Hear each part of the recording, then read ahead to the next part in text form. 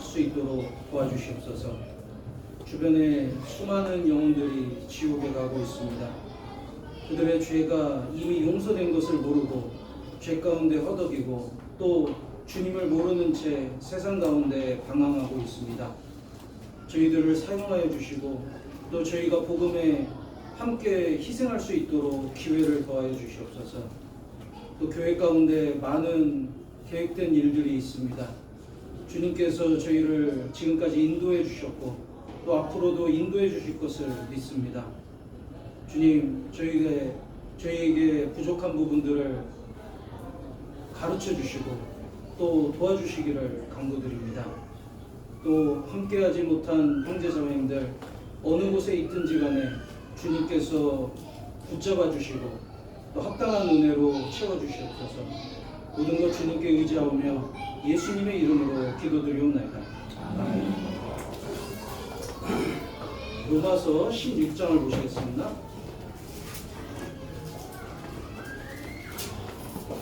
드디어 마지막 장입니다. 로마서 16장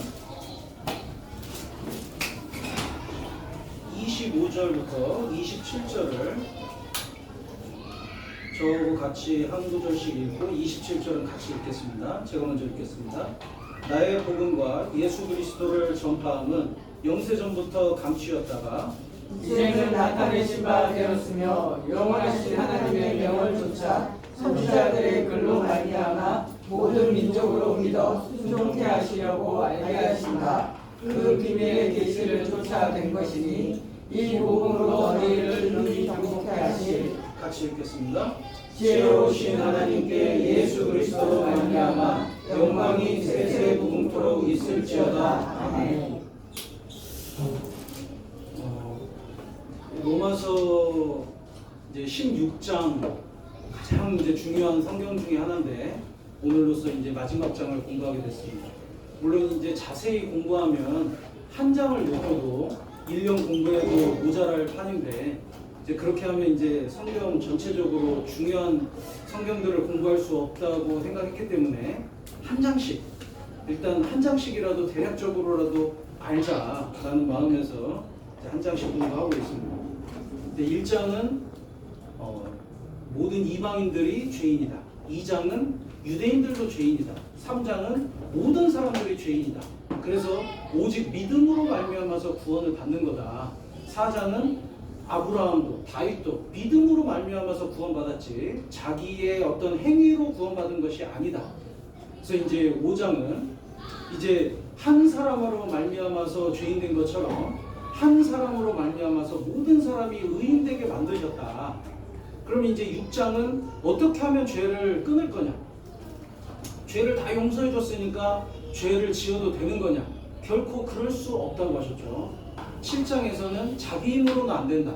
8장에서는 교회에서 공급되는 힘으로 말미암아서 모든 죄성도 이기고 세상의 어려움도 이길 수 있다고 하셨어요. 그리고 이제 9장, 10장, 11장에서는 지금 이방인들이 구원을 많이 받는 것처럼 나중에 돼서 특별히 이제 7년 환란이죠. 7년 환란 때 이 유대인들도 구원을 받게 될 거다. 그래서 유대인들이 구원받지 못하는 이유들에 대해서도 설명하고 반드시 버리지 않고 구원받는 날이 올 거다라는 것을 소망을 이제 주고 계시는 겁니다. 그리고 12장에서는 하나님이 이제 기뻐하시는 그 영적 제사를 드리라고 했죠. 그래서 우리 몸을, 우리 삶을 주님께서 받으시는 거룩한 산 제사로 드리라고 하셨습니다. 그래서 우리 삶 전체가 하나님께 드려지는 예배가 되어야 하는 거죠. 그리고 13장에는 그리스도인으로서 이 세상에 살아가는 그리스도인으로서 어떻게 살아가야 할 건지 가장 중요한 거는 이제 권세에 순복하라. 그리고 14장과 15장에서는 교회 가운데에서 그리스도인이 어떻게 해야 할 건지 제일 중요한 것은 비난하지 마라. 비판하지 마라. 서로 받으라. 부족한 것들이 많이 있기 때문에 받으라라고 말씀하셨습니다. 그래서 15장에 저희가 공부했던 것이 지난주에 이 예수 그리스도께서 유대인이든 이방인이든 모든 죄인들을 다 받아주신 것처럼 교회 가운데에서도 저희가 서로 받으라라고 하셨어요. 그래서 좀 부족한 부분들이 있더라도 받아야 하고 교회 가운데에서 서로 권면할 수 있도록 좋은 의도를 갖고 말씀 가운데 권면할 것을 얘기하셨습니다. 그리고 교회 밖으로는 복음을 전하는데 가장 중요한 게 15장에 나와 있는 것 가장 중요한 것이 복음을 전하기 위해서는 첫 번째가 성령의 능력이고 두 번째가 물질인 거예요. 그래서 교회를 섬기는 데에도 물질이 필요하고 복음을 전하는 데에도 물질이 필요했었죠. 그래서 정말 그 그리스도인들이 물질로서 복음에 동참할 수 있다는 건요 정말 영광이고 그리고 희생할 준비가 돼 있다 이겁니다. 이제 16장 마지막으로 이 바울 사도는 자신의 동역자들에 대해서 안부 인사를 나누고 있어요. 근데 정말 제가 이 16장을 공부하고 설교를 준비하면서요 진짜 마음에 진짜 감동이 많이 됐습니다. 우리가 정말 이런 동역자가 되고 그리고 이렇게 교제를 할 수 있다면 얼마나 좋을까 이런 생각이 많이 들었어요. 그래서 바울 사도가요 이 디모데후서에 보면은 관제와 같이 나를 부었다 라고 되어 있거든요. 관제는 싹 그 포도주나 기름을 그 제사 드릴 때 포도주나 기름을 그 위에 제물에 싹 붓는 거예요. 그러니까 그것처럼 자신의 인생을 다 드렸다 이거거든요. 싹 부어드렸다. 그래서 나의 달려갈 길을 마쳤다. 이제는 영광스러운 이 상급이 영광의 면류관이 나를 기다리고 있다 라고 이제 마지막 유언을 남기거든요. 근데 바울 사도가 그 달려갈 길을 시작한 거는 사도행전 20장 24절이잖아요. 나의 달려갈 길과. 근데 이제 그거를 끝까지 마칠 수 있었던 이유가 뭐냐? 그 이유 중에 하나가 뭐냐면 바울은 동역자가 있었습니다. 그러니까 혼자 복음 전한 게 아니에요. 그리고 혼자 신앙을 잘 지킨 게 아닙니다. 힘들 때 같은 동역자들이 붙잡아줬고 복음을 전할 때 같은 동역자들이 기도해주고 서포트를 해줬기 때문에 복음을 끝까지 전할 수 있었고 믿음을 끝까지 지킬 수 있었던 거예요. 우리가 주님 보고 가는 게 맞습니다. 그런데 주님을 볼 수 있도록 저희에게 붙여주신 동역자들도 있는 거예요. 그래서 이 바울 사도는 함께 수고한 동역자들을 잊지 않았습니다. 그래서 그분들의 이름을 다 거론하면서 아주 자세하게 설명하고 있거든요.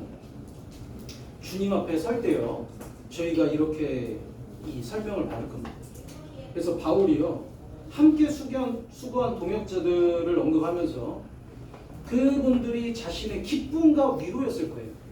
그리고 정말 든든한 지지자였을 겁니다. 그래서 바울이 끝까지 복음을 전할 수 있었던 거거든요.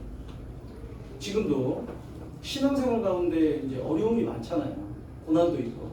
근데 주님을 통해서 이겨내는 거는 당연한 거고 또 같이 이겨낼 수 있도록 저희에게 동역자를 주셨습니다. 함께 이겨내라고. 그래서 우리에게 동역자가 친구이고 또 영적인 가족이고 전우이자 지체입니다. 그렇잖아요. 그래서 우리가 이런 동역자들이 될 수만 있다면요 저희 교제는 훨씬 더 가치 있고 주님 보시기에 더욱 아름다울 거예요. 그래서 이제 한 번씩 보겠습니다. 16장 1절에 내가 갱그레아 교회 일꾼으로 있는 우리 자매 베베를 너희에게 청구하노니 너희가 주 안에서 성도들의 합당한 예절로 그를 영접하고 무엇이든지 그에게 소용되는 바를 도와줄지니 이는 그가 여러 사람과 나의 보호자가 되었음이니라. 이 베베는 자매입니다. 그런데 로마서를 전달한 자매인 거예요. 그러니까 전달자죠, 전달자. 그리고 로마서를 기록한 사람은 더디오입니다. 22절에 이 편지를 대서하는, 대신 쓰는 사람이라는 거죠. 대서하는 나 더디오도 주 안에서 너희에게 문안하노라. 그러니까 쭉 바울 사도가 불러주는 대로 적다가 나도 너희에게 문안한다 하면서 그 대서하는 대피라는 더디오도 인사말을 전합니다. 그러니까 여기 지금 많은 동역자들이 있는데 첫 번째는 말씀을 대신 적은 더디오가 있고 그 말씀을 전달한 자매 베베가 있죠. 이게 참 묵상하면 할수록 교훈이 되더라고요. 생각해 보세요. 말씀이 있어요. 이 말씀이 하나님과 함께 계셔서 이 천지를 창조하셨잖아요. 그렇잖아요. 그때는 육신으로 난 것도 아니고 성경에 기록이 된 것도 아닙니다. 그냥 말씀이라고 계셨다고 했어요. 그죠? 그래서 빛이 있으라 말씀이죠. 그러니까 빛이 있었죠. 땅과 물이 나뉘라 그러니까 나뉘었죠. 말씀이죠. 그래서 그 말씀이 계셨습니다. 그 말씀이 우리 눈에 보이는 육체를 입고 오신 분이 예수님이죠. 그래서 보세요. 분필 예를 들어볼게요. 뭘 깎아가지고 분필을 만들었어요. 그러면 분필이 다 써지면은 이렇게 써졌잖아요. 그럼 이거 다 분필 가루잖아요. 뭘 묻혀도 다 분필 가루잖아요. 그러니까 이것도 분필, 이것도 분필의 흔적이죠. 그렇잖아요. 그것처럼요. 말씀이 있는데 육신으로 오셨어요. 그러면 이 육신 자체가 하시는 모든 말씀이 다 말씀. 행동하는 모든 게 다 말씀. 그게 기록된 게 성경이잖아요. 그게 말씀 자체잖아요. 예수님의 삶을 그대로 기록했는데 그것이 그냥 그 자체로 말씀이잖아요. 그런데요, 중요한 거는 아무리 좋은 말씀도 기록이 안 되면 알 수가 없습니다. 그리고 전달이 안 되면 알 수가 없는 거예요. 그러니까 기록자가 너무 중요한 거예요. 그렇죠? 그리고 그거를 전달하는 것도 너무 중요한 거예요. 이 성경을 공부해 보면 바울 사도가 이제 성경학자들이 얘기하기를 바울 사도는 눈이 안 좋았다라고 얘기합니다. 이 고린도후서 12장에 내 육체의 가시 곧 사단의 사자를 주셨으니 육체에 가시가 있다고 했어요. 그리고 갈라디아서 4장 14절에는 너희를 시험하는 것이 내 육체에 있으되. 그러니까 혹자는 이렇게 얘기해요. 눈이 막 고름이 막 치고 보기에 너무 흉했을 거라고. 그러니까 딱 봐도 왜 그래? 저 눈이 왜 이러지? 그러면서 너희를 시험하는 게 마음에 꺼리끼게 하는 게 있다. 그래서 하나님이요 육체에 가시를 주셨다고 했습니다. 갈라디아서 6장 11절에 보면은 내 손으로 너희에게 이렇게 큰 글자로 쓴 것을 보라. 그러니까 눈이 안 좋으니까요. 글씨를 쓸 때 크게 써야 겨우 자기 눈에 그나마 보이는 거예요. 그래서 이 서신서를 보낼 때 더디오가 성경을 대필합니다. 너무 중요하죠. 보세요. 바울 사도가 말씀을 받았어요. 그래서 바울 사도는 이 말씀을 갖고 있어요. 근데 더디오가 말씀을 대필하지 않으면 아무에게도 전달이 안 되는 거예요. 아무도 몰라 그 말씀을. 그래서 더디오가 말씀을 대필한 게 아주 중요했거든요. 그리고 베베가 그 말씀이 그러니까 더디오를 통해서 말씀이 기록됐다고 하더라도 베베가 말씀을 전달하지 않으면 아무 유익이 없는 거예요. 전달이 안 됐잖아요. 그러니까 기록되는 것도 중요하고 전달하는 것도 중요하다 이겁니다. 저희도 말씀이 우리 삶에 기록이 되고 있는 거예요. 여기 본문이니까 잡으시고 고린도후서 3장을 보시겠습니다. 고린도후서 3장 3절 2절부터 제가 읽겠습니다. 고린도후서 3장 2절 너희가 우리의 편지라 우리 마음에 썼고 무사람이 알고 있는 바라 너희는 우리로 말미암아 나타난 그리스도의 편지니 이는 먹으로 쓴 것이 아니요 오직 살아계신 하나님의 영으로 한 것이며 또 돌 위에 쓴 것이 아니요 오직 육의 신비에 한 것이라. 너희가 우리의 편지라. 편지는 뭐예요? 말하고자 하는 사람이 그 마음들을 하고자 하는 내용들을 글로 써가지고 전달하는 게 편지잖아요.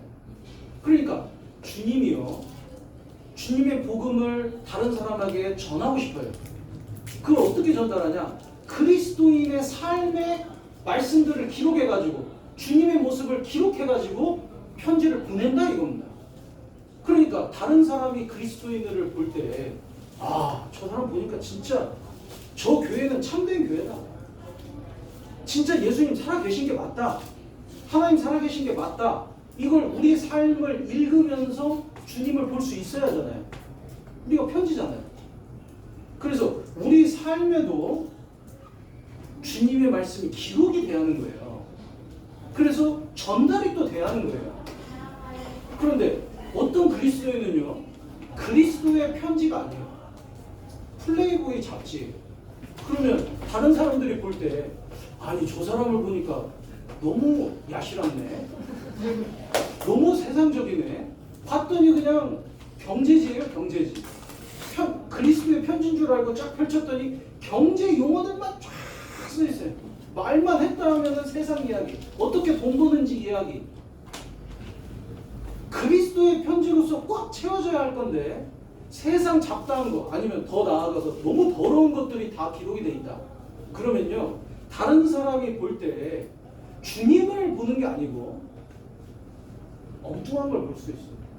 근데 저 사람을 보고 저 교회에 다니나 봐라. 그러면 진짜 너무 부끄러운 일이잖아요. 그리스도의 편지로 보내줘야 하는데 오히려 그리스도를 전달하기는커녕 그리스도로 인도되는 길을 막는 역할을 한다면 진짜 부끄러운 일일 겁니다. 그리고 이 편지가, 그러니까요, 더디오는요, 로마서를 대필할 때 얼마나 주의를 많이 했겠어요. 그러잖아요. 대신 쓸 때 내가 이 용어 하나 잘못 쓰면 로마 교회에 있는 형제 자매님들, 아니면 더 나아가서 그것을 같이 읽을 형제 자매님들이 다 엉뚱하게 오해를 할 텐데 한 단어 한 단어를 굉장히 신중하게 기록했을 겁니다. 우리가 그리스도의 편지인데 이게 삶이 잘못되면요, 다른 형제자매님들 뿐만이 아니라 이방인들도 우리를 보고 오해를 할 수 있잖아요.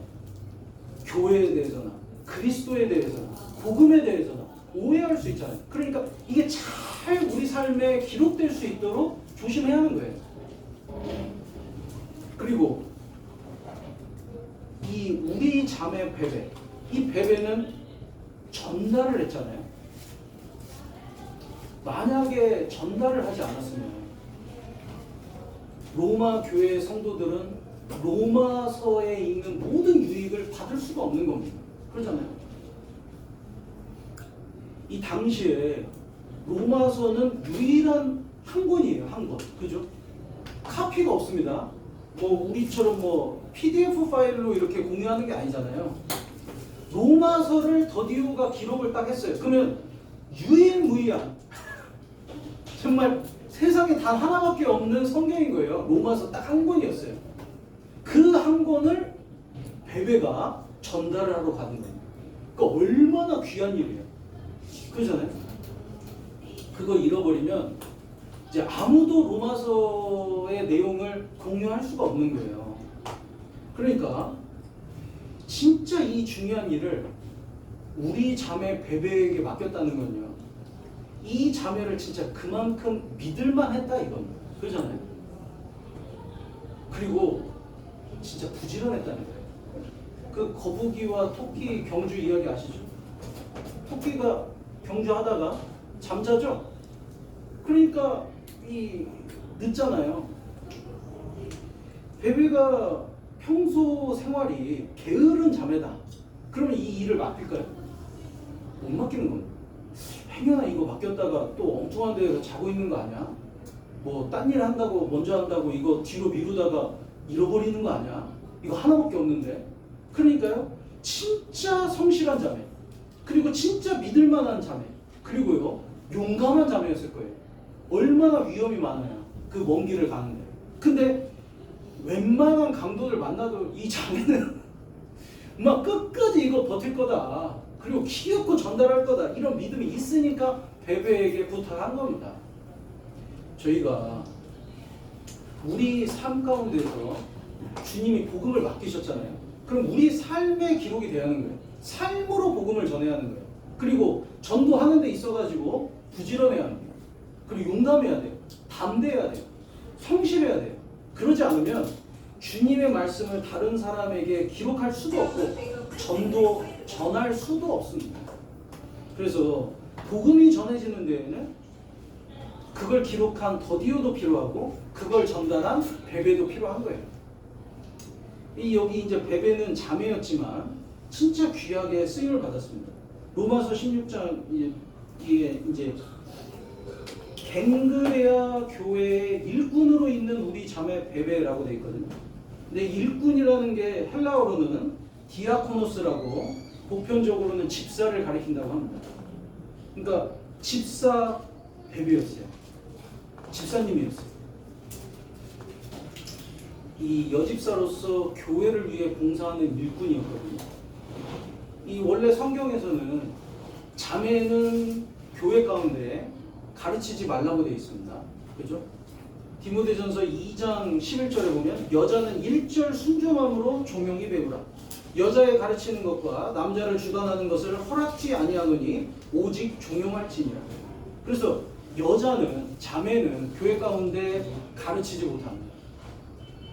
그렇다고 해가지고 쓰임을 못 받냐? 그렇지 않죠. 성경에 이 귀하게 쓰임받은 여인들이 아주 무수히 많이 나와요. 그래서 예수님 당시에도요, 예수님을 따르면서 섬겼던 여인들이 있었습니다. 여기 누가복음 8장 보시겠습니다. 누가복음 8장 2절 1절부터 이후에 예수께서 각 성과 촌에 두루 다니시며 하나님의 나라를 반포하시며 그 복음을 전하실새 12제자가 함께하였고, 예수님이 복음을 전하실 때 12제자가 함께했고, 또 예수님과 12제자를 서포트하기 위해서 자매들, 여인들이 함께했어요. 2절에 또한 악귀를 쫓아내심과 병고침을 받은 어떤 여자들, 곧 7 귀신이 나간 자 막달라인이라는 마리아와 또 헤롯의 청지기 구사의 아내 요한나와 또 수산나와 다른 여러 여자가 함께하여 자기들의 소유로 저희를 섬기더라. 함께 복음을 전하는데 동역했을 뿐 아니라 자기의 소유로 섬겼다고 되어 있어요. 물질도 기꺼이 드린 거예요. 그래서 예수님이 그 사역을 하실 수 있었습니다.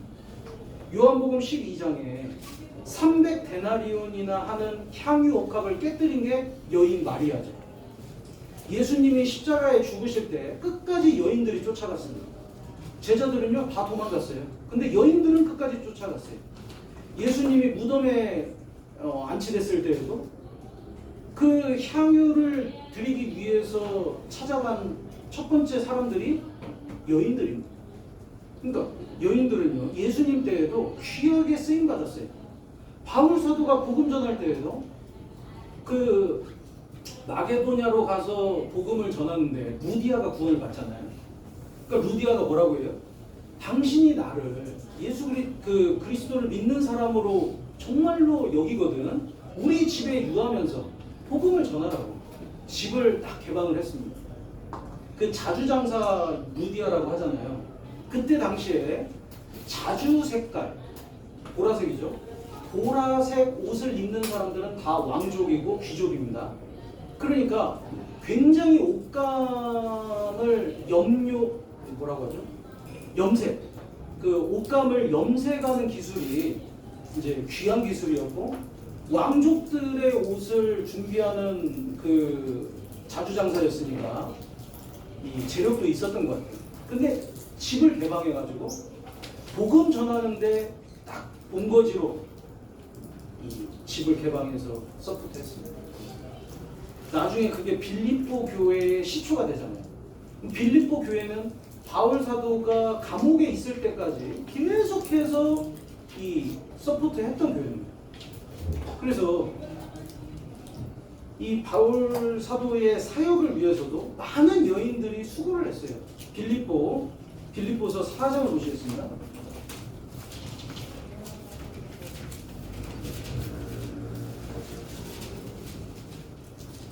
빌립보서 4장 3절입니다.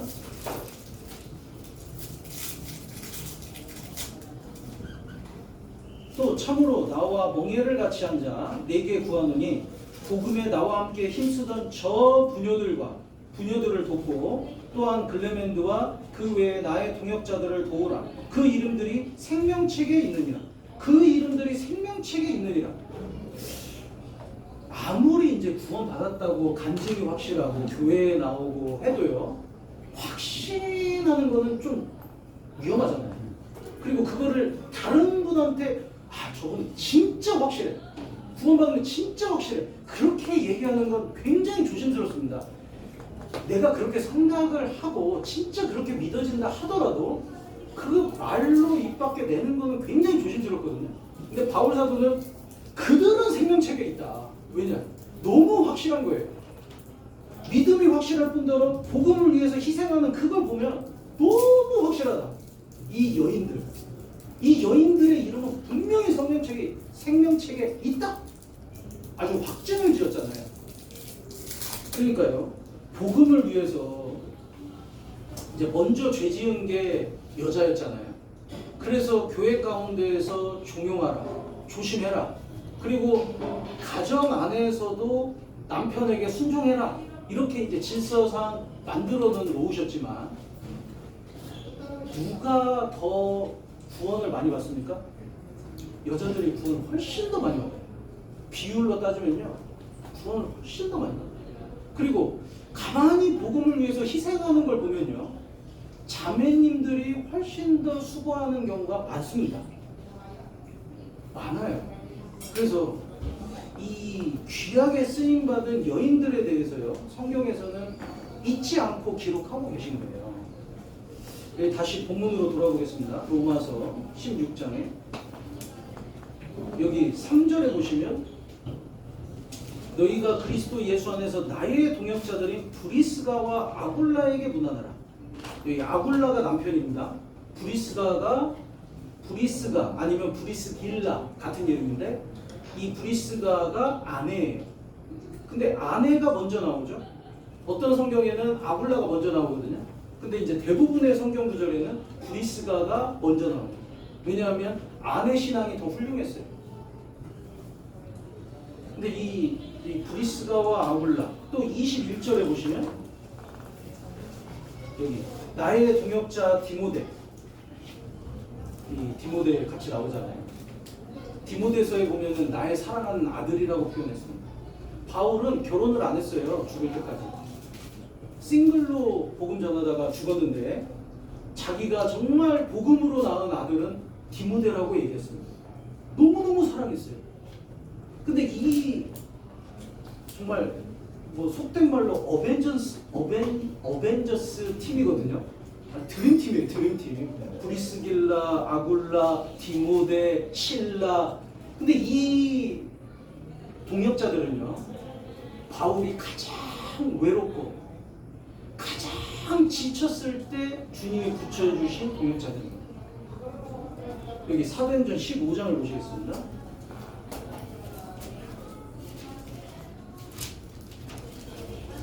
사도행전 15장. 바울 사도가 전도여행을 3번을 떠나요. 1차, 2차, 3차. 그리고 마지막은 로마로 압송되는 겁니다. 그러니까 이제 1차 때 복음을 전해가지고 루스드라나 이고니온, 안디옥에 이제 이제 전도가 돼서 교회들이 세워졌는데, 2차 때 그때 이제 바나바하고 같이 갔습니다. 근데 2차 때 바나바와 같이 또 교회들을 돌아보고자 한 거예요. 근데 그때 대판 싸웁니다. 바나바. 이유는 뭐냐면 여기 37절을 보시겠습니다.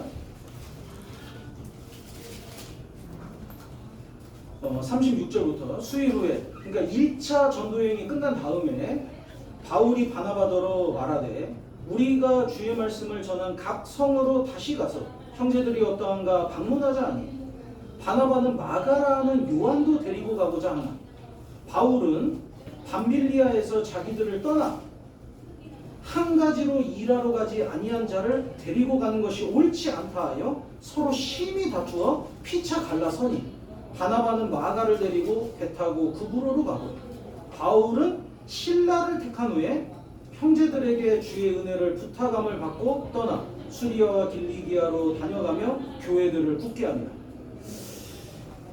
이 바나바의 조카가 마가라 하는 요한입니다. 근데 1차 전도 여행 때 데리고 갔었어요. 근데 밤빌리아에서 돌아갔다고 했죠? 너무 힘든 거예요. 왜냐면 이 성경 보면은 마가가 조금 살았던 것 같아요. 부자였어. 그러니까 이 뭐 샤워를 이렇게 힘들게 한 적이 있나, 이렇게 열악한 데에서 잠을 잡은 적이 있나, 뭐 먹는 것도 막 박하고 너무 힘든 거예요. 그리고 전도 집회를 막 아침 저녁으로 바울 사도가 그때 당시에 그 전승에 의하면요, 한 번 설교하면은 6시간에서 8시간이었대요. 그러니까 그거를 뒷바라지를 다 해야 하잖아요. 같이 앉아 있어야죠. 그거 끝나고 또 뭐 세팅 정리해야죠. 뭐 그거 전에 또 세팅해야죠. 아니 한 번 전도 집회 따라갔다가 이건 너무 힘든 거예요. 그래서요 중간에 돌아와 버렸어요. 그러니까 바울 사도는 아직 준비 안 됐다. 데리고 가지 말자고. 바나바는 데리고 가자고. 자, 누가 맞는 겁니까? 누가 맞는 거예요? 누가 틀린 거예요? 아니면 둘 다 잘못한 거예요? 어떤 분은 둘 다 잘못했다고, 힘이 다퉜으니까 잘못했다고 그러지 않습니다. 바울 사도가 맞고 바나바가 틀려요. 이건 너무 확실한 거예요. 왜 그러냐? 바나바는 사람 편에 선 겁니다. 자기 조카니까 데리고 가고 싶은 거예요. 더 귀하게 쓰임 받고 싶은 거예요. 쓰임 받았으면 하는 거예요. 사람 편에 선 거예요. 바울이 정확하게 본 겁니다. 하나님의 일이기 때문에 인간의 정이 개입되면 안 된다. 아무리 조카여도 준비가 안 돼 있으니까 데리고 가면 안 된다.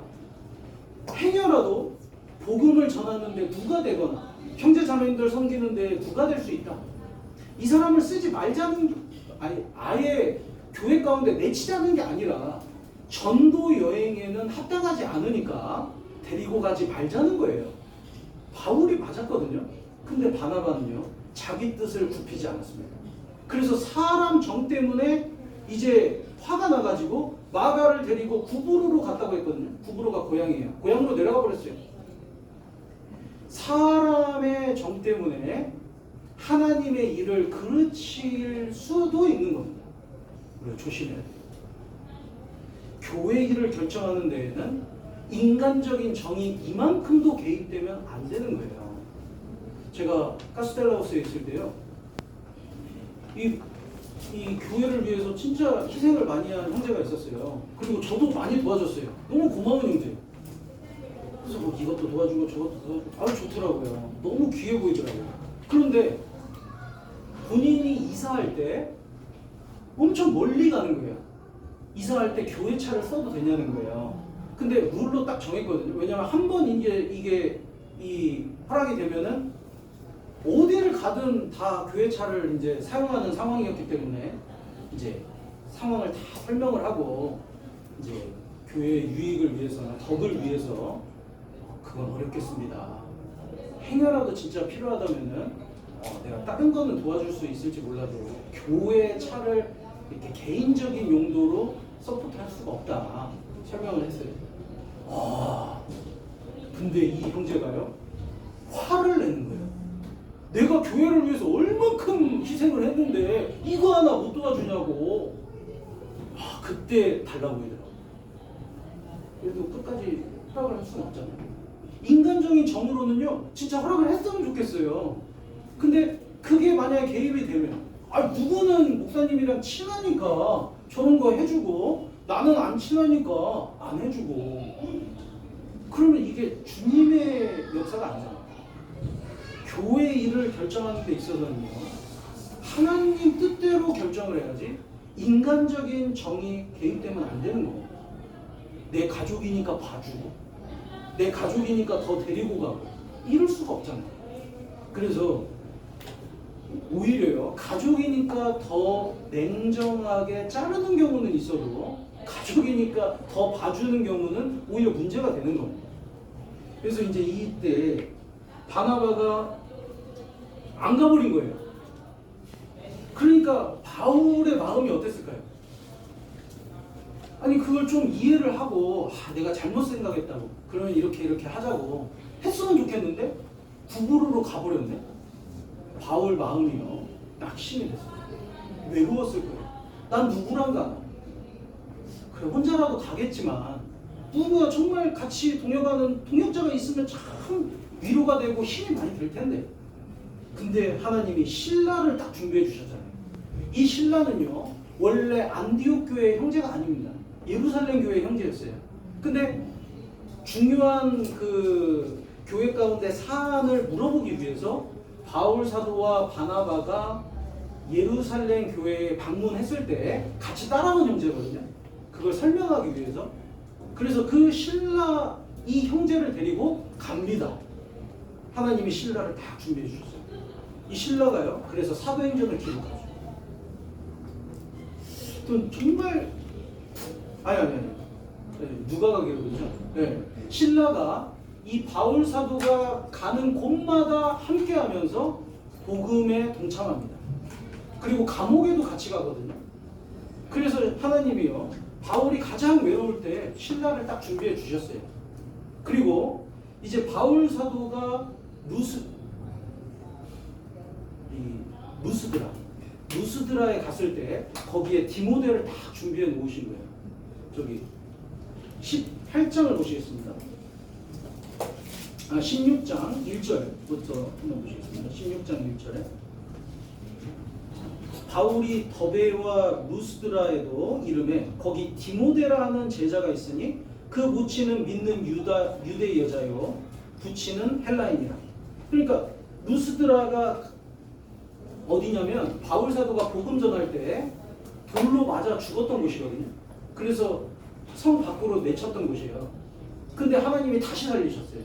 그리고 바울은 다시 더베와 루스드라, 안디옥, 이고니 거기로 가가지고 복음을 또 전했거든요. 그리고 2차 전도여행 때 또 여기를 와봤더니 놀라운 건 주님의 일꾼이 딱 준비되어 있는 거예요. 그래서 디모데가 딱 준비되어 있잖아요. 너무 마음에 들잖아요. 그래서 같이 또 전도여행을 떠납니다. 한 명 더 붙여주셨죠? 그리고 18장 1절을 보시겠습니다. 이제 고린도에 갔더니 하나님이 아굴라와 브리스길라를 딱 준비해 놓으신 거예요.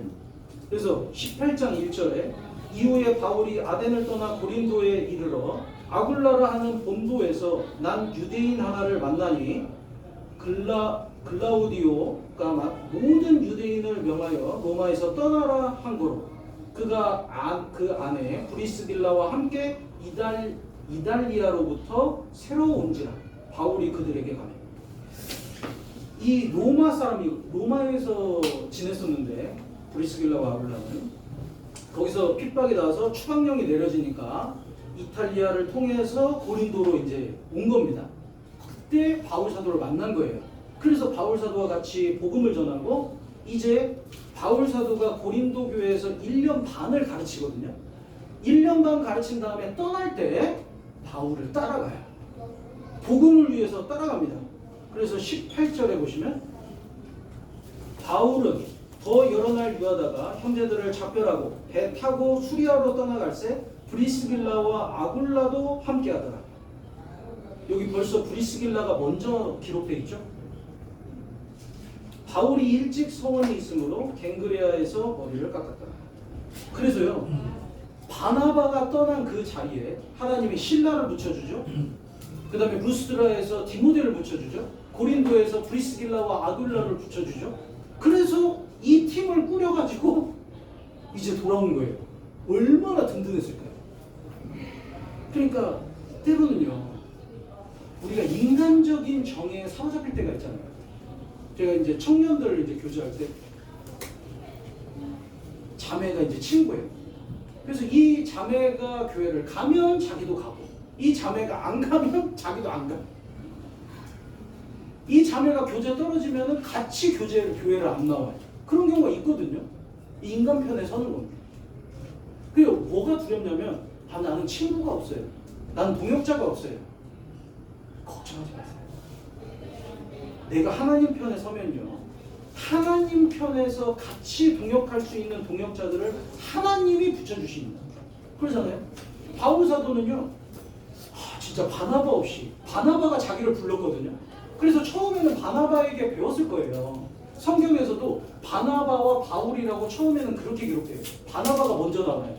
그런데 바나바가 바울을 떠난 다음에는요, 다 바울입니다. 하나님 편에 외로워도 서는 사람에게는 하나님 편에 서는 동역자들을 붙여주시는 거예요. 그래서요, 바울에게는 수많은 동역자들이 더 생깁니다. 그래서 로마서 16장에는 다 동역자들이거든요. 오네시모, 아리스타고, 마가, 두기고, 더디오, 이 바울의 동역자들을 공부해 보면요, 진짜 많아요. 이 동역자들과 같이 복음을 전했고, 이 동역자들과 같이 있었기 때문에 믿음을 끝까지 지킬 수 있었습니다. 모세에게는 여호수아라는 동역자를 주셨잖아요. 여호수아에게는 갈렙이라는 동역자를 주셨잖아요. 엘리야가 가장 외롭고 힘들 때, 이제는 족합니다. 정말 제 생명을 취해가십시오. 그럴 때에 엘리야에게 엘리샤를 붙여주셨잖아요. 다윗에게는 요나단이 있었잖아요. 다니엘에게는 새 친구가 또 있었습니다. 저희에게는 또 이 형제 자매님들이 계시잖아요. 그래서 우리는 동역자입니다. 이 브리스길라와 아굴라는요, 진짜 본이 되는 가정이었어요. 사도행전 18장 25절에 보시면 여기 알렉산드리아에서 온 아볼로가 있습니다. 24절부터 보시면 알렉산드리아에서 난 아볼로라 하는 유대인이 에베소에 이르니 이 사람은 학문이 많고 성경이 능한 자라. 그래서 성경이 굉장히, 성경 박사거든요, 아볼로는. 그런데 회개에 대해서만 알고 예수님에 대해서 모르는 거예요. 그러니까 26절에 그가 회당에서 담대히 말하기를 시작하거늘 브리스길라와 아굴라가 듣고 데려다가 하나님의 도를 더 자세히 풀어 이르더라. 그러니까 아볼로가 구원을 받은 거예요. 그래서 아볼로가 교회 가운데 얼마나 귀하게 쓰임을 받아요. 바울 사도가 나는 심었고 아볼로는 물을 주었으되 오직 자라나게 하시는 이는 하나님이시니. 그러니까 바울 사도가 복음을 전하면 나중에 아볼로가요, 성경을 가르치면서 교회가 튼튼하게 키우는 거예요. 근데 그 아볼로를 누가 전도했냐? 브리스길라와 아굴라. 그러니까 전도인은 아니었어도요, 전도 집회를 할 수 있었다 이겁니다. 복음을 풀 수 있는 능력이 있었어요. 신앙이 아주 좋았거든요. 그래서 이 아까 말씀드린 대로 브리스길라가 참 그 아내가 신앙이 더 좋아 보였던 것 같아요. 근데 중요한 거는 제가 성경을 찾아보니까 브리스길라, 아굴라 따로 언급되어 있는 성경은 제가 못 찾았어요. 늘 함께. 그러니까 아굴라도 진짜 훌륭한 게요. 왜냐면 남자의 자존심 뭐 이런 거 있잖아요. 왠지 뭐 아내가 더 막 열심히 하는 것 같고 교회에서 더 칭찬받는 것 같아. 그러면 이 마음이 꼬여가지고 당신 해. 나 몰라. 그 좁은 마음일 수도 있잖아요. 그런데요, 늘 함께 언급됐다는 건 뭡니까? 같이 한 거예요. 같이 동역했어요. 그러니까 진짜 남편도요 훌륭한 거예요. 아굴라도요 굉장히 훌륭한 형제인 겁니다. 부부가 늘 함께 동역하잖아요. 어쩔 때는 아내만 열심히 하는 경우도 있고 남편은 구원을 받았어도 동참을 안 해요. 남편이 열심히 하는 경우도 있고 아내가 뭘 그렇게 열심히 하냐고 핀잔 주는 경우도 있거든요. 그런데 브리스길라와 아굴라는요 늘 동역했습니다. 얼마나 아름다운 모습이에요. 부부가 복음을 위해서 같이 동역하고 교회 가운데 같이 쓰임받는 모습만큼 아름다운 게 없습니다. 로마서 16장 돌아보겠습니다. 여기 이제 로마서 16장 3절에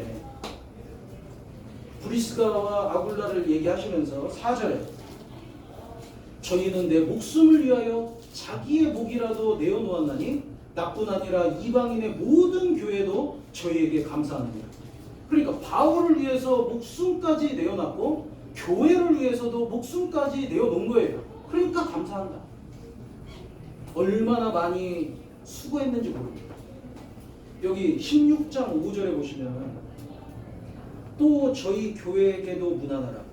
여기 저의 교회, 저의 교회 발음이 절단도라서 5절에 보시면 영어로 보시면요, likewise greet the church that is in their house. 데어 하우스, 브리스길라와 아굴라 집에 형제 자매님들이 모였어요. 그러니까 저들의 교회, 저들의 집에 있는 교회에 문안해라. 그러니까 집도 개방한 거죠. 집을 개방하면요, 올 때마다 청소해야 돼요. 올 때마다 대접해야 돼요. 물질도 썼죠, 청소도 더 했죠, 집도 어딘지 모르게 어지러워질 거 아니에요. 신경 다 쓴 겁니다. 왜? 복음을 위해서, 교회를 위해서. 그러니까요, 진짜 귀하게 쓰임받은 가정입니다. 그러니까 바울이 잊지 않고 안부를 묻는 거예요. 지금 로마서잖아요, 로마서. 그러니까 로마에 지금 가 있는 겁니다. 브리스길라와 아굴라가. 그러니까 로마 사람들이었고, 고린도로 옮겼다가 바울을 만나가지고 바울을 위해서 같이 떠나서 복음을 같이 또 전하다가, 이제 바울이 로마로 가기 전에 브리스길라와 아굴라는 또 로마 교회에 가가지고 바울이 올 거를 준비하고 있는 거예요. 귀하게 쓰임받은 가정입니다. 같이 함께했던 디모데는 바울이 자기의 아들이라고 불렀죠. 디모데후서 1장 보시겠습니다.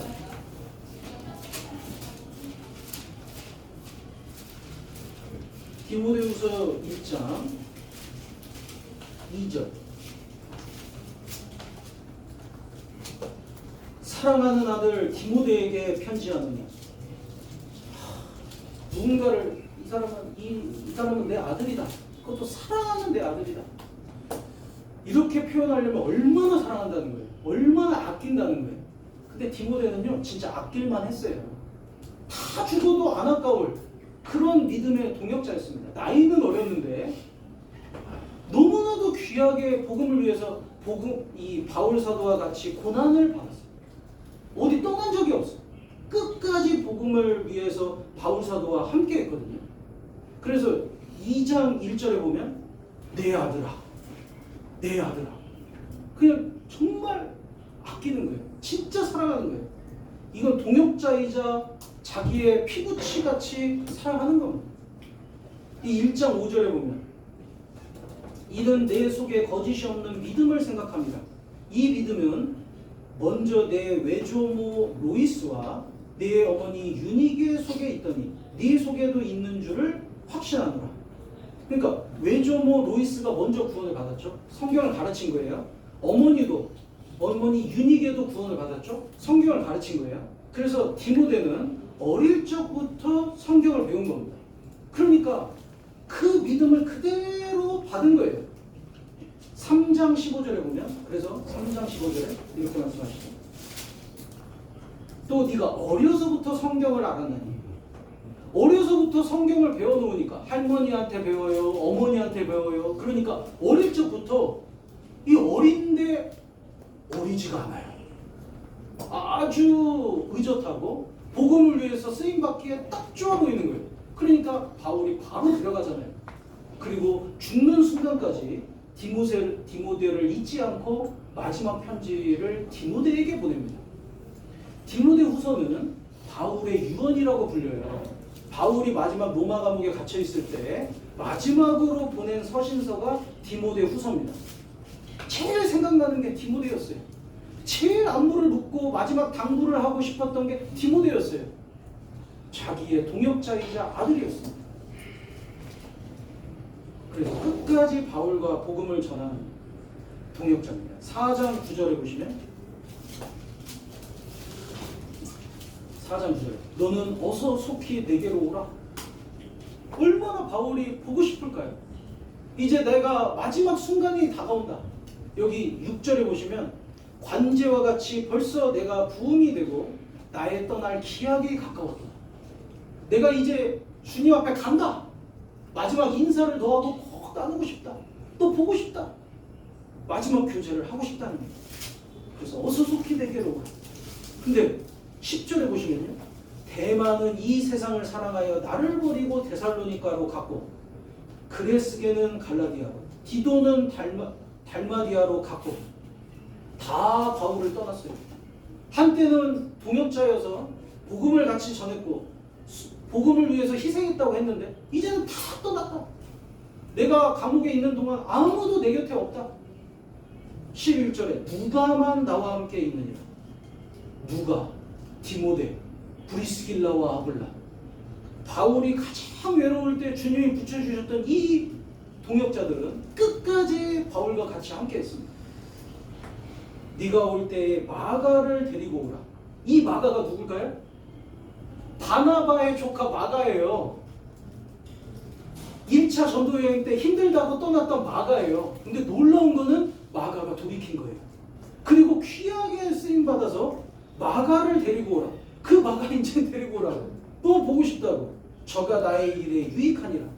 그러니까요, 마가는요, 처음에는 좀 부족했을지 몰라도 돌이켜가지고 나중에는 진짜 귀하게 쓰임받습니다. 우리가요, 이 끝이 중요하다고 하잖아요. 끝이. 바울 사도는 이 동역자들이 있었기 때문에 자기의 믿음과 신앙을 지킬 수 있었습니다. 그래서 7절에 이렇게 얘기합니다. 내가 선한 싸움을 싸우고 나의 달려갈 길을 마치고 믿음을 지켰으니. 8절 같이 읽겠습니다. 이제후로는 나를 위하여 의의 면류관이 예비되었으므로 주 곧 의로우신 재판장이 그날에 내게 주실 것이니 내게만 아니라 주의 나타나심을 사모하는 모든 자에게니라. 이 바울 사도는 이제 자기가 죽을 날이 가까운 걸 압니다. 그런데 이 간증을 보세요. 이 간증이 어디 죽음을 앞둔 사람의 간증이냐 이거예요. 이 간증은요, 아유 나 이제 죽는다, 어쩌면 좋겠냐, 나 어떻게 하면 좋겠냐, 여기서 빠져나갈 방법 좀 강구해봐라, 이렇게 자기 생명을 위해서 애걸복걸하지 않았습니다. 너무 담대한 거예요. 그리고 오히려 제가 이걸 읽으면서요, 바울 사도가 이 영어로는 excited라고 그러죠. 흥분해 있어요. 설레고 있어요. 나는 이제 달려갈 길을 마쳤다. 이제 의의 면류관이 나를 기다리고 있다. 주님 앞에 나는 간다. 마지막 인사나 좀 하자. 정말 이게 승리의 간증이거든요. 패배자의 간증이 아닙니다. 죽음을 앞둔 사람의 간증이 아니라 기쁨과 환희의 그리고 기대에 찬 간증인 거예요. 나는 이제 내 갈 길을 담대히 마쳤고 후회 없다. 슬픔도 없다. 나는 이제 후회 없이 다 쏟아부었으니까 이제 주님 앞에 간다. 이제 나머지 바톤은 너에게 넘겨준다. 디모데, 이제 네가 일할 차례다. 그러면서 간증하고 있는 거잖아요. 우리가요, 이 동역자들이 너무 중요한 거예요. 이 동역자가 필요하고 또 내가 대하는 거예요. 다시 로마서로 돌아오겠습니다. 로마서 16장 13절. 이제 동역자들을 이야기하면서 13절에 주 안에서 택하심을 입은 루포와 그 어머니에게 문안하라. 그 어머니는 곧 내 어머니니. 여기 루포가 성경학자들이 얘기하는 게 구레네 시몬의 그 아들 루포라고 얘기합니다. 여기 마가복음 15장을 보시겠습니다. 마가복음 15장을 보시면 마가복음 15장 21절.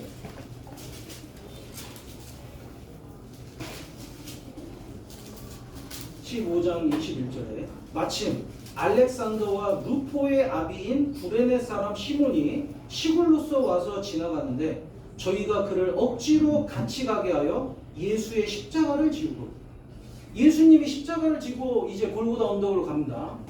마지막 순간이에요. 근데 피를 너무 많이 흘리셔가지고 계속 넘어지시는 거예요. 그러니까 이때 당시에 로마 법에는 아무 사람이나 끌어다가 이 일을 시킬 수 있었습니다. 이거를 십자가를 같이 지우게 할 수가 있었어요. 그래서 마침 걸린 게 구레네 사람 시몬. 그래서 억지로 같이 가게 했다고 했죠. 바꿔 말하면 구레네 사람 시몬이, 이 시몬이요, 계속 저항했던 것 같아요. 그리고 너무 싫은 거예요. 아니 내가 왜 저걸 져야 하냐고. 시골에서 올라왔잖아요. 하나님을 경배하기 위해서 유월절 지키려고 온 겁니다. 더군다나 아들을 데리고 왔어요. 알렉산더와 루포. 그러니까 생각해보세요. 가장 좋은 옷을 입었을 거 아니에요. 깨끗하게 왔을 거 아니에요. 그리고 아버지로서는요, 아들에게 좋은 모습 보이고 싶잖아요. 근데 로마 병사한테 딱 잡혔네. 너무 볼품없잖아요. 야, 이거 네가 끌어. 좀 싫은데요? 안 끌어? 그 아들 앞에서 면이 안 서잖아요. 그러니까 억지로 끄는 겁니다. 아, 오늘 진짜 재수없는 날이다. 뭔 이런 사람한테 걸려가지고, 그리고 예수님이 채찍에 맞아가지고 피를 많이 흘리셨잖아요. 그럼 그 십자가에 피가 다 묻었을 거 아니에요. 옷에도 피가 묻고 뺨에도 피가 묻고 예수님 피가 내 몸에 묻는 겁니다. 억지로 끌고 가는 그 날, 자기는 재수없다고 생각했을지 몰라요. 불행이라고 생각했을지 몰라요. 그런데요, 이 구레네 시몬이 구원을 받았던 것 같아요. 왜냐하면 아들 루포 그리고 어머니 다 교회 가운데 있잖아요. 그러니까 구레네 시몬의 아내도 구원을 받은 거고 아들도 구원을 받은 거고, 이게요 굉장히 큰 영향을 줬을 겁니다. 예수님의 십자가를 지고 간 게 불행이라고 생각했는데 결국엔 예수님 죽는 데까지 따라가게 됐잖아요. 억지로라도. 그리고 예수님이 하시는 말씀을 다 들었을 거 아니에요. 십자가에서. 그리고 예수님에 대해서 나중에 말씀을 들을 때 그것이 딱 매치가 되면서, 아, 그래서 다 이루었구나, 다 이루었다 하셨구나, 저들의 죄를 저희들에게 돌리지 마옵소서라고 그래서 기도하셨구나, 그 십자가의 피가 나를 위한 거였구나, 얼마나 깊게 깨달아졌겠어요. 그리고 가족들을 어떻게든 전도하려고 하지 않았겠어요. 그래서 루포도 바울의 동역자가 된 겁니다. 자기는 불행이라고 생각했던 그 날이 나중에 가장 축복받는 날이었던 거예요. 그리고 억지로 끌었던 그 십자가가 이제 구원받으면 어떻습니까? 억지로 절대 끌지 않았을 거예요. 정말 자원하는 마음에서 기쁨으로 이제는 주님의 십자가를 지고 주님을 따르게 됐어요. 저희도 마찬가지잖아요. 구원받기 전에는 교회 나가는 게 구원받기 전에 얼마나 힘들어요. 저도 진짜 너무 싫어했거든요. 근데 이제 부모님이 나가라니까 억지로 나가는데, 구원받고 나니까 이제는 제가 가고 싶잖아요. 자원하는 마음에서 억지로가 아닙니다. 물질도 드리라고 하니까 드렸는데 구원받은 다음에는 자원하는 마음에서, 복음도 자원하는 마음에서 전하고 싶어서 어쩔 줄 몰라 하잖아요. 다시 되돌아보겠습니다. 로마서 16장 23절. 23절에 나와 온 교회 식주인 가이오도 너희에게 문안하고, 여기 가이오를 특별히 식주인이라고 얘기했습니다. 왜냐하면 먹을 것을 담당했어요. 아주 중요하죠. 모였다 하면은 식사란 것, 가이오예요. 아유, 오늘 점심 때 뭐 먹을까요? 가이오 형제한테 물어보면 좋을 것 같은데요. 그러면 이제 메뉴 쫙 얘기하는 거예요. 어떻게 요리할까요? 걱정 마세요. 제가 다 준비해놨어요. 그 저녁에 교제하는데 좀 출출한데. 걱정 마세요. 제가 야식 준비해놨어요. 가이오는요, 식주인이라고 아주 딱 명칭이 되어 있습니다. 어찌나 그 먹을 거에 있어가지고 풍성하고 귀하게 대접을 한 거거든요. 고린도 교회에 있을 때, 바울 사도가 고린도 교회에 있을 때 고린도 성도는 바울 사도를 대접한 게 없어요. 사도를 대접하지도 않았고 서포트하지도 않았습니다. 그런데 이 온 교회, 나와 온 교회 식주인 가이오도 너희에게 문안하고, 이 식주인이라는 거는 전도인을 대접했다 이거거든요. 그래서 이 가이오가요, 귀하게 쓰임을 받았던 겁니다. 요한 3서 보시겠습니다. 요한 3서. 요한 1서, 2서, 3서, 요한계시록 앞에 요한 3서 1장부터. 장로는 사랑하는 가이오 곧 나의 참으로 사랑하는 자에게 편지하노라. 이 요한 3서는 요한에 의해서 기록됐잖아요. 세례 요한이 아니고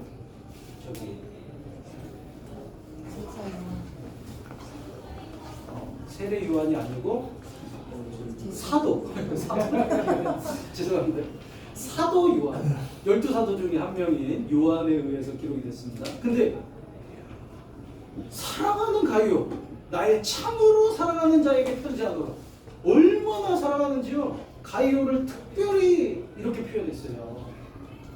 이 사도 요한은 가이오를 진짜 귀하게 여겼습니다. 그래서 사랑하는 자여 내 영혼이 잘된 같이 네가 범사에 잘되고 강건하기를 내가 강구하노라. 자기 물질로 대접하는데 힘썼던 것 같아요. 그러니까 더 잘되기를 원한다. 왜? 더 대접하라고. 그래서요 이 식주인 가이오도 바울의 동역자였습니다. 이 이제 보면은 다시 이제 로마서 16장에 보면 지금 시간이 좀 더 해도 괜찮습니다. 네. 16장 9절에 보시면은 그리스도 안에서 우리의 동역자인 우르바노와 나의 사랑하는 스타고에게 문안하라. 우르바노는 이 영어로 보면은 어바너스예요. 어반이 이제 도시 이런 거잖아요. 도시에 이런 뜻이잖아요. 그러니까 도시에서 자란 세련된. 근데 말이 세련된이지 도시에서 도시에 있는 노예들을 가리키는 용어예요. 그러니까 도시에서 로마의 도시에서 흔한 노예 이름이 우르바노예요. 그 다음에 10절에 보시면 그리스도 안에서 인정함을 받은 아벨레에게 문안하라. 아리스토블로의 건속에게 문안하라. 아벨레는 이 큰 시험을 이겼던 것 같아요. 그러니까 그리스도 안에서 인정함을 받았고 아리스토블로의 건속. 아리스토블로는 혹자는 헤롯 대왕의 손자이며 헤롯 아그리파 1세의 동생으로 이야기합니다. 그러니까 왕족의 건속. 그러니까 이 왕족도 있었고 내 친척 헤르디온에게 문안하라. 이게 이제 가족이라는 말이 아니고요 유대인이다 이겁니다. 그래서 헤르디온은 유대인이라는 의미에서 내가 친척이라고 불렀고 헤르디온은 헤롯 집안의 사람이라는 얘기입니다. 그래서 이 보면요 헤롯이 이제 로마는 정복을 해도 그 나라의 자치권을 꽤 인정을 해줬어요. 그러니까 이스라엘을 정복했지만 로마의 총독 빌라도가 있었잖아요. 그러니까 로마에서 파견한 이스라엘을 관리하는 관리직인 거예요. 그런데 헤롯 대왕도 있었어요. 그건 뭐냐면 이스라엘의 왕을 인정을 해줬어요. 그래서 헤롯은 이스라엘 사람인 겁니다. 그러니까 내 친척 헤로디오, 그러니까 헤롯 대왕의 친척이니까 그 자손이니까 유대인이잖아요. 그래서 내 친척이라고 이야기를 한 겁니다. 그리고 12절에 보면 주 안에서 수고한 두루베나와 두루보사, 이게 어원이 같기 때문에 쌍둥이라고 봅니다. 두루베나와 두루보사는 쌍둥이였다고 보고, 그 다음에 12절에 보시면 또 뒷부분에 문안하라. 주 안에서 많이 수고하고 사랑하는 버시에게 문안하라. 버시는 페르시아 여자라는 뜻이에요. 그러니까 페르시아에서 온 노예라는 얘기입니다. 노예였을 거고. 그래서 이 이제 쭉 보면요, 어떤 사람은 왕족이죠, 어떤 사람은 노예죠, 어떤 사람은 부자였죠, 어떤 사람은 가난하죠. 그런데 바울의 동역자들인 거예요. 그리고 교제를 다 한 마음으로 같이 하고 있는 겁니다. 그러니까 백그라운드가 다, 배경이 다 달라도요, 그리고 우리의 상황들이 다 달라도 우리가 목표가 같고 섬기는 분이 같으면 함께 교제하는 데에는 아무 문제가 없는 거예요. 복음이 우리의 목적이잖아요. 우리가 섬기는 분은 우리 주 예수 그리스도 한 분이시잖아요. 그러니까 우리 상황들이 다 달라도 교제하는 데에는 아무 문제가 없습니다. 모였다 하면 어떻게 복음 전할까요? 모였다 하면 어떻게 교회를 섬길까요? 이것이 우리의 목적이기 때문에 누가 크냐 작냐, 누가 많이 가졌냐, 많이 베푸냐, 많이 적게 베푸냐, 뭐 많이 배웠냐 못 배웠냐, 아무 상관이 없는 거예요. 주 안에서는요 다 하나입니다. 그리고 여기 보시면은 다 각각의 이름을 언급하고 있잖아요. 그것처럼요. 주님은 우리들의 각각의 이름을 다 기억하고 있는 겁니다. 그리고 다 이 평가가 달라요. 여기 5절에 보시면 또 저희 교회에게도 문안하라 나의 사랑하는 에베네더, 사랑하는 에베네더라고 했죠. 6절에는 많이 수고한 마리아, 12절에는 수고한 두루베나와 두루보사, 12절에는 많이 수고하고 사랑하는 벗이. 평가가 다 다른 거예요. 우리가 주님 앞에 갔을 때 각각의 희생에 따라서 정확한 평가를 받게 됩니다. 같은 평가 하나도 없을 거예요. 정확한 평가를 받습니다. 주님을 위해서 내가 무엇을 수고했는지, 무엇을 드렸는지 그걸 보고 주님이 정확하게 평가를 해주실 겁니다.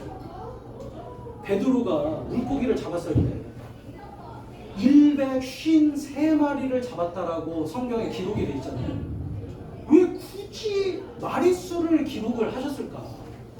아무 의미가 없잖아요. 근데 그게 주님은요 정확하기를 원하시는 거예요. 정확하게 누가 구원받았는지, 정확하게 우리가 얼만큼 주님을 위해서 얼만큼 희생했는지, 누가 희생했는지 정확한 이름을 기록하셨고 정확한 평가를 내리시는 분이에요. 우리가 지금은 모르잖아요. 누가 얼만큼 기도했고 얼만큼 수고하고 있는지 다 모릅니다. 근데 주님 앞에 서는 그날이요 다 평가해 주실 거예요. 그리고 여기 이제 반면에 분쟁을 일으키는 사람도 있습니다. 여기 17절에 보시면 형제들아 내가 너희를 권하노니 너희 교훈을 거스려 분쟁을 일으키고 거치게 하는 자들을 살피고 저희에게서 떠나. 정말 앞에 동역자들만 나오면 얼마나 좋아요. 그런데 교회 역사 가운데 마귀의 방해가 늘 있어왔기 때문에 지금 이런 일이 있지는 않지만 로마 교회가 걱정되는 마음에서 바울 사도는 미리 이 말씀을 드리는 거예요. 그래서 형제들아 내가 너희를 권하노니 너희 교훈을 거스려 분쟁을 일으키고 거치게 하는 자들을 살피고 저희에게서 떠나라. 이런 자들이 있으면 떠나라. 함께 하지 마라 라고 얘기합니다. 이 분쟁을 일으키는 방법이 여기 나와 있죠. 너희 교훈을 거스려 분쟁을 일으키고. 정말 명백히 말씀을 배우잖아요. 그러면 내 육신이 그거를 싫어해도 이거는 내가 싫어해서 아직 준비가 안 된 거지 말씀이 잘못된 게 아니잖아요. 근데 자칫 잘못하면요 목사님 왜 이렇게 얘기하는지 모르겠다, 형제 자매님들 왜 이렇게 하는지 모르겠다고 그러면서 교훈을 배쳐가는 경우가 생길 수 있습니다. 그리고 또 다른 방법이 뭐냐면 18절에 이 같은 자들은 우리 주 그리스도를 섬기지 아니하고 다만 자기의 배만 섬기나니 공교하고 아첨하는 말로 순진한 자들의 마음을 미혹하는 말. 공교하고 아첨하는 말. 영어로는 smooth words and flattering speech. 그러니까 아주 부드러운 말, 좋은 말, 내가 듣기 좋은 말, 이런 말로 분쟁을 일으키는 거예요. 이게 순진한 자들의 마음을 미혹하느니라. 순진한 자들, 어떤 자가 순진할까요? 아직 경험이 없는 자, 초신자들. 그러니까 속기 쉽잖아요. 왜? 좋은 말이거든요. 아첨하는 말이거든요. 넘어가기 쉬운 거예요. 그게 분쟁을 일으키는 방법입니다. 말씀을 거역하죠. 그리고 공교하고 아첨하는 말로 마음을 미혹합니다. 우리가 주의해야 하는 거예요. 여기 창세기 3장에 보시면 창세기 3장에 하와가 유혹을 받잖아요. 3장 1절에 여호와 하나님의 지으신 들짐승 중에 뱀이 가장 강교하다, 교활하다 이거죠. 뱀이 여자에게 물어가로되 하나님이 참으로 너희더러 모든 나무의 실과를 먹지 말라 하시더니. 이 질문 하나예요. 속임수가 얼마나 많이 들어있는지 모릅니다. 너무 교묘해요. 보세요. 하나님이 참으로 너희더러. 하나님은 아담에게 말씀하셨습니다. 아담이 먼저예요. 그러면 여자 입장에서는 나는 왜 처음이 안 돼? 나는 왜 아담처럼은 안 되는 거야? 이런 마음이 들 수 있잖아요. 그걸 교묘하게 이용한 거예요. 그래서 하와를 아담 위치에 딱 올려놓죠. 너희더러. 야, 너도 아담급이잖아. 그처럼 싹 올려놓습니다. 너희더러. 그리고 참으로라고 말하죠. 진짜로? 진짜로? 계속 물으면요 마음에 의심이 생기게 만드는 말이에요. 진짜로? 모든 나무의 실과를 먹지 말라 하시더냐? 언제 모든 나무의 실과를 먹지 말라고 했어요? 선악과만 먹지 말라고 했죠. 근데 모든 걸 먹지 말라고 이렇게 얘기하는 건요 하나님이 약간 부정적으로 보이게, 안 좋은 분으로 보이게 만드는 겁니다. 서서히 스며드는 거예요. 여자가 뱀에게 말하되 동산나무의 실과를 우리가 먹을 수 있으나 동산 중앙에 있는 나무의 실과는 하나님의 말씀에 너희는 먹지도 말고 만지지도 말고 너희가 죽을까 하노라 하셨느니라. 이렇게 말씀하신 적 없습니다. 근데 하와가 자기 생각을 못했어요.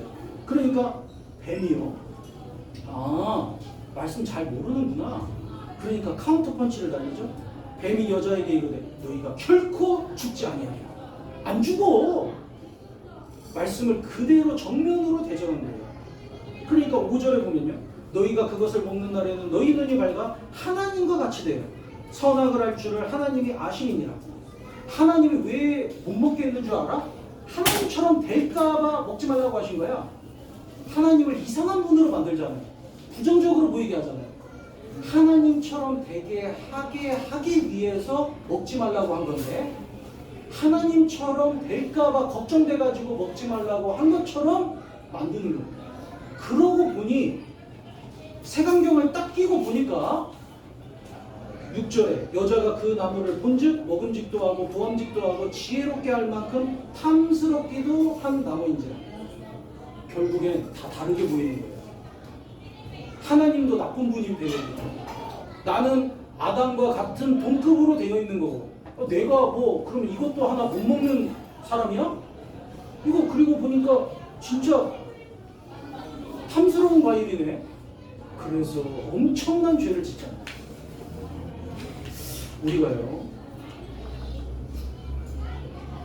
공교하고 아첨하는 말로 미혹되면 안 됩니다. 이것이 정말 주님 뜻인지 아닌지 아주 깨어있어서 구별해야 하는 거예요. 근데 이 마음이 바르면요 주님이 인도해 주세요. 또 보호해 주세요. 그래서 결국에는 바울의 동역자로서 같이 설 수 있든지 아니면 끝까지 돌이키지 않으면 어떻게 돼요? 이제는 쓰임받기 어려워져요. 그래서요 이 로마서 16장 돌아보겠습니다. 17절에 보면 그럼 어떻게 해야 하냐? 분쟁을 피하는 방법이 뭐냐?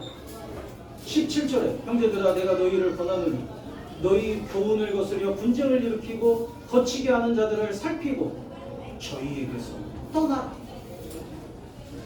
떠나라고 하시죠. 향수 가게에 가면은 향수 냄새가 배어서 나옵니다. 생선 가게에 가면은 생선 냄새가 배요. 담배를 피는 사람 옆에 있으면 담배 냄새가 배게끔 돼 있는 거예요. 계속 분쟁을 일으키는 사람, 계속 남에 대해서 험담을 일으키고 험담을 얘기하고 넘어지는 말을 하는 사람 같이 있으면요 영향을 받습니다. 그러니까 떠나라라고 하신 거예요. 떠나라. 그래서 우리가 정말 복음의 동역자로서 설 거냐 아니면 교회의 대적자로서 설 거냐 우리가 잘 선택을 해야 하는 거예요. 그렇잖아요. 여기 16장에 복음을 위한 동역자들에 대한 안무를 물으면서 왜 분쟁을 일으키는 거에 대해서 떠나라라고 하셨냐면 교회 가운데 두 세력이 있기 때문에 그렇습니다. 우리가 조심해야 돼요. 동역자만 있으면 얼마나 좋아요. 그런데 마귀는 끊임없이 연약한 지체를 유혹해서 분쟁을 일으키고 나뉘게 하려고 하는 공격을 하거든요. 그래서 거기에서 정말 조심해야 하는 거예요. 그 결국은 너무 다른 거예요. 여기 2절에 보시면 너희가 주 안에서 성도들의 합당한 예절로 그를 영접하고, 여기 베베에 대해서 영접하라고 되어 있잖아요. 정말 대우를 해줘라. 왜? 복음을 위해서 수고하는 자매니까 대접해주고 대우를 해줘라. 근데 이 말이 결국엔 복음을 위해 수고하는 모든 동역자들에 대한 말입니다. 그렇잖아요. 주님 앞에 서는 날 다 주님이 수종 든다고 하셨어요. 복음을 위해서 수고한 모든 그리스도인들을 내가 수종 들게 될 거다. 수종 들 거다. 섬겨주신다 이겁니다. 영원한 상급으로 갚아주신다 이거예요. 그런데 이 복음을 대적하고 분쟁을 일으키는 자에게는요, 20절에 보면 평강의 하나님께서 속히 사단을 너희 발 아래서 상하게 하시리라. 심판하신다 했거든요. 그래서요, 저희는 주님 편에 서요. 그리고 동역자들로서 같이 복음을 위해서 수고해야 하는 거예요. 여기 25절에 보면, 사실 25절부터 27절은 로마서를 요약했다고 해도 과언이 아닙니다. 여기 잘 보시면요, 나의 복음과 로마서는 복음에 대해서 정확하게 얘기하고 계시죠. 예수 그리스도를 전파하는 영세전부터 감추었다가 이제는 나타내신 바 되었으며 영원하신 하나님의 명을 좇아 선지자들의 글로 말미암아 모든 민족에게 믿어 순종케 하시려고 알게 하신 바. 그러니까 먼저 알아야 믿어 순종케 된다 이거죠. 믿어 순종케 하시려고 알게 하신 바. 그러니까 잘 들어야 알고, 들으면 알게 되죠. 그러면 믿음 생기고, 믿음이 확실하면 순종하게 되는 겁니다. 순종하면 할수록 경복해 돼요. 그리고 영광이 있습니다. 이게 로마서가 얘기하는 거거든요. 그래서 믿음으로 구원받는다. 그리고 이제 믿었으면 순종해라. 그리고 영광이 있을 거다. 로마서가 이 얘기를 하고 계시잖아요. 그래서 여기 보시면은 믿어 순종케 하시려고 알게 하신 바, 그 비밀의 계시를 쫓아낸 것이 그 복음으로 너희를 능히 경고케 하실 지혜로우신 하나님께 예수 그리스도로 말미암아 영광이 세세무토록 있을지어다. 아멘. 아멘이라는 말은요, 반드시 그렇게 될 거라고 믿습니다 이런 말이에요. 저희도 믿습니다. 우리는 이미 들었고 알고 믿었어요.